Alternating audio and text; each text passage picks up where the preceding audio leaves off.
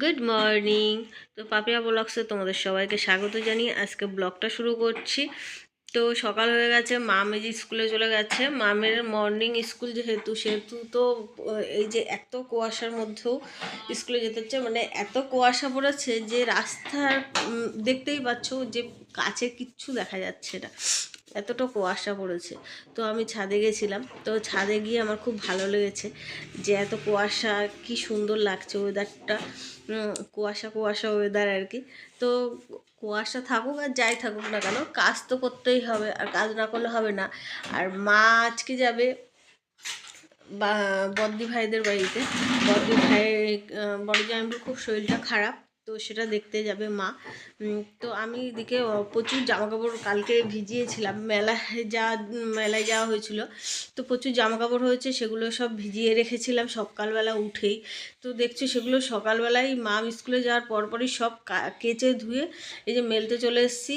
ওয়েদারটা সত্যি খুব বাজে, মানে এত কুয়াশা বোঝা যাচ্ছে না যে কটা বাজে।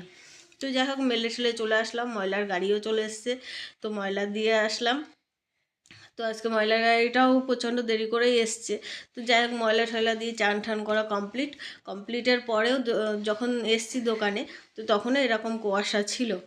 তো তারপরেই তোমাদের দাদাভাই রিপোর্ট বের করতে বলেছিল, তো রিপোর্ট বের করতে বসে গেছি আমি। তো সমস্ত রিপোর্ট আমি বের করে দিয়েছিলাম।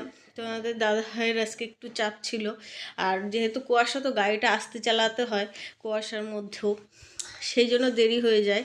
তো দেরি হলেও তো সমস্যা প্রচণ্ড, কারণ দেরি হলে টাইমের একটা ব্যাপার থাকে, যেহেতু এই কাজে রয়েছে, এই কাজে প্রচণ্ড টাইম মেনটেন করতে হয়। কে কোন টাইমে খাচ্ছে, কার ব্লাডটা কখন নেওয়া থাকে, এগুলো একটা মাথায় থাকে, তো সেইভাবে দৌড়াতে হয়। তো যাই হোক এর মধ্যে মা রেডি হয়ে গেছে, আমাদের সমস্ত কাজকর্ম কমপ্লিট, মার রান্নাবান্নাও কমপ্লিট। তো মা এই যে রেডি হয়ে বেরোবে এবার। তো এই যে দুষ্টুমি করছে, মানে কান্না করছে খুব, যে ও ছাড়বে না ওর ঠাকুমাকে। ছাড়বে না বলতে ও যাবে ওর ঠাকুমার সাথে, যাবো। তুই ঠাম্মার সাথে যাবি পিসাইকে দেখতে? আমি আর দিদি মেলায় যাব, কিন্তু মেলায় অনেক কিছু কিনবো, খাবো। যাবি তো? আমরা মেলায় যাব। তো অনেক কিছুই বলা হয়েছিল, অনেক কিছু বলেও তাও থামছিল না, তাও খুবই কান্না করছিল, খুবই কান্না করছিল। তা আমি ওই যে গাড়ি দেখাচ্ছি সব কিছু, কোনো রকমেই চুপ করছিল না। তো আমি তখন বললাম যে কিছু না কিনে দিলে মনে হয় চুপ করবে না। তো ওর ঠাকুমাই দেখো যেই একটুখানি বেরোবে ও আরও নিচু হয়ে দেখো কি কান্না কাকেও বলে, আরও কান্না বেড়ে যাবে। তো যাই হোক তার মধ্যে ওই কান্না করতে করতে ওর বাবাও চলে আসলো। তো বড় সোনাকে বলছে, সোনা আমি যাচ্ছি, তুমি সাবধানে থাকো। তো বড় সোনারও মনটা খুব একটা ভালো হয়নি, ভালো লাগেনি আর কি। বড় সোনার মুখটা একটু ভার ভার হয়ে রয়েছে, কারণ দুজনেই ঠাম্মাকে প্রচণ্ড ভালোবাসে, তো সেই জন্যই। আর ঠাম্মার সাথে দুজনেই যদি যেতে পারতো খুবই ভালো হতো, কিন্তু ওনারও তো বয়স হয়েছে, উনি এমনিতেই নিজেই ব্যালেন্সটা ঠিকঠাক করতে পারে না, তা ওদেরকে কি নিয়ে যাবে। আর আমিও ভরসা পাই না, ওনাকে একা ছেড়েই আমরা ভরসা পাই না, আর তো ওদের দিয়ে কোনো কথাই নেই। তো যাই হোক তারপরে ঠাকুমা খাবার, ওর বাবা ওই যে খাবার আনতে চলে গেছে। তো এই যে খাবার নিয়েও এসছে, খাবার নিয়ে এসে দুজনকে দিয়েছে, তাও দেখো দুষ্টুর মুডটা অফ। তো আমি বলছিলাম একটু অন্তত হাস, ঘুমের থেকে উঠেই এরকম একটা মানে পেয়েছে, বুঝতে পারিনি ও যেহেতু একটু দেরি করে ঘুমের থেকে ওঠে। তো তারপরে যাই হোক ওদের খাবার দিয়েছে, ওরা ঠাকুমা এখনও গাড়িতে উঠতে না উঠতে ওদের খাবার খাওয়া রেডি কমপ্লিট। তো যাই হোক অনেক বুঝানোর পরে, ওর বাবানও অনেক বুঝানোর পরে এই যে চলে গেল ওর ঠাকুমাকে এগিয়ে দিতে। তো আমি তারপরে দেখো আমাদের পাশে একটা এইটুকু বাচ্চা, আমি বললাম কি রে তুই স্কুলে যাবি না, যেহেতু মামের মর্নিং স্কুল আর ওর ডে স্কুল। তো ও বললো না আমি এখন যাব না। তো এই যে সোনার বাক্স করছে, সেই জন্য আমি এই ভিডিওটা একটুখানি করেছিলাম, যে পড়াশোনার পাশাপাশিও কত ছেলে মেয়ে সবাই আছে যে মা বাবাকে একটু হেল্প করে, আর সেটা তো আছেই, কিন্তু এই বয়সেই হেল্প করে, সেটা এই যে এইটুকু বাচ্চাকে দেখলেই বুঝতে পারবে। তো যাই হোক তারপরে আমাদের খাওয়া দাওয়া সমস্ত কিছু কমপ্লিট করে এই যে একটু শুয়ে রয়েছি, তাই আমরা ভিডিও করছিলাম একটুখানি শুয়ে শুয়ে। দুষ্টু দেখো সবসময় ব্যাকাশ হই, আর যেহেতু ওর দিদি আমার পাশে শুয়েছে, তাহলে ব্যাকাশ হুসটা সবাই জানে। তো যাই হোক এই যে সোজা হয়ে শুয়েছে, দেখতেই পাচ্ছ তোমরা কতটা সোজা। তো যাই হোক তারপরে চলে এসছে পার্লারে, চলে এসেছিলাম বিকেলবেলা। তো পার্লারে তো আমার মাথা পুরো পাগল হয়ে গেছে। এই ভিডিওটা তোমরা পাবে আর লেডিস বিউটি পার্লারে। ওটা সার্চ করলেই, ইউটিউবে সার্চ করলে ওই চ্যানেলটা চলে আসবে। আমার আর একটা চ্যানেল আছে, সেটা চলে আসবে। তো বিয়ে সামনের, মানে এটা পৌষ মাস, মাঘ মাসে বিয়ে। তো কী যে মানে 1 ঘন্টা লেগেছে একটা নাক ফুটাতে, তাহলে বোঝো কতটা কষ্ট হয়েছে। আর নাকের ওই যে চামড়াটা এত মোটা, মানে এমনিতে ভয়ও লাগছিল। তারপরে ও যা নার্ভাস আমাকে করে দিচ্ছিল, ওর বুকে ব্যথা শুরু হয়ে গেছে, ওর মাথা ঘুরাচ্ছে, ওর বমি পাচ্ছে। ও ও ফুটাবে না, দেখো ওকে জোর করে 2-3 জন মিলে ধরেছে, তাও ওকে ফুটাতে পারিনি। তারপরে রেগে গেছে, ওর মা ওরা সবাই রেগে গেছে, বলে কি তুই তাহলে থাক, আমরা চলে যাই। তো তারপরে অবশেষে ফুটিয়েছিলাম, সেই ভিডিওটা বললাম ওই যে পেয়ে যাবে। তো দুষ্টুকে প্রথমে যখন বলেছিলাম মেলায় নিয়ে যাব, তো দুষ্টুও বায়না শুরু করে দিয়েছিল মেলায় যাবে।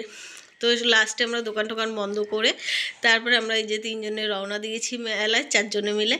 তো আমরা আজকে দেখতে যাচ্ছি মরণকূপ দেখতে তো যাচ্ছি, কিন্তু মাম এত ভয় পায়।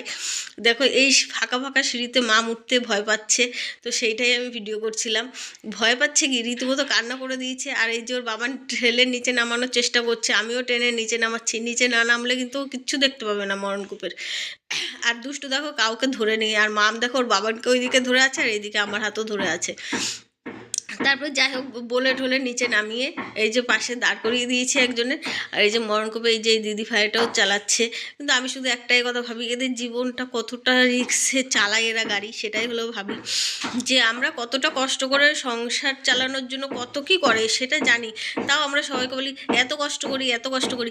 কিন্তু আমার কাছে যেদিন আমি এটা দেখেছি, সেদিন মনে হয় যে আমরা কিছুই করি না, এদের মানে এদের থেকে আমরা সেই হিসাবে কিচ্ছু পারি না। কারণ এরা নিজের জীবন বাজি রেখে সংসার চালানোর জন্য আজকে এই পথ নিয়েছে। তো যাই হোক আজকে মেলায় প্রচুর ভিড় হয়েছিল, প্রচুর ভিড় হয়েছিল, তোমরা দেখতেই পাচ্ছ। লোকে পুরো গ্যাজ করছে আর কি। তো যাই হোক আমরা এগুলো কমপ্লিট করার পরে দুষ্টু দেখো আমাকে নিয়ে যাচ্ছে আইসক্রিম কিনবে। তার জন্য এই যে এত ভিড়ের মধ্যেও ও রাস্তা গুলিয়ে ফেলেনি, ও ঠিক সঠিক রাস্তাতেই আমাকে নিয়ে গেছে আইসক্রিম কিনতে। তো ও দোকানে গেছে, দোকানের লোকটা বলছে কি আইসক্রিম কেক, আমি বলছি যে ও চিনিয়ে নিয়ে এসছে, সে বিশ্বাসই করছে না। তারপরে যখন ভিডিওটা ওনাকে সত্যি দেখালাম, ও বলে বাবা এইটুকু বাচ্চা এত মনে রাখে কী করে, এত ভিড়ের মধ্যেও ওনাকে আবার আদর করে দিল দুষ্টুকে আবার। তো যাই হোক তারপরে দুষ্টু 2টো আইসক্রিম কিনেছিলাম ওদের, ও কোনটা খাবে সেটা করছিল। তা যাই হোক 2 বোনকে 2টো আইসক্রিম কিনে দিয়ে আরও টুকটাক অনেক কিছুই খাওয়া হয়েছিল, ice cream, fried rice, chilli chicken, তারপরে পাঁপড়, তারপরে ভাপের পিঠে, অনেক কিছু। যেহেতু মেলা থেকেই সমস্ত কিছু খাওয়া দাওয়া। তো এই আর একজন দেখো আমলকি নিয়ে বিক্রি করছে, তা বাচ্চাটা কীভাবে ওর কাছে দৌড়াচ্ছে সেটাই আমি দেখাচ্ছিলাম মামকেও, যে দেখ মানুষের জীবনটা কতটা কষ্টের। তো এই যে আমরাও খাওয়া দাওয়া করা হয়ে গেছে আমাদের, এখান থেকে আমরা রাতের খাবারটা খাওয়া দাওয়া করে বাড়িতে এসেছি। তো এই যে খাওয়া দাওয়া করে তারপর বাড়িতে চলে আসলাম।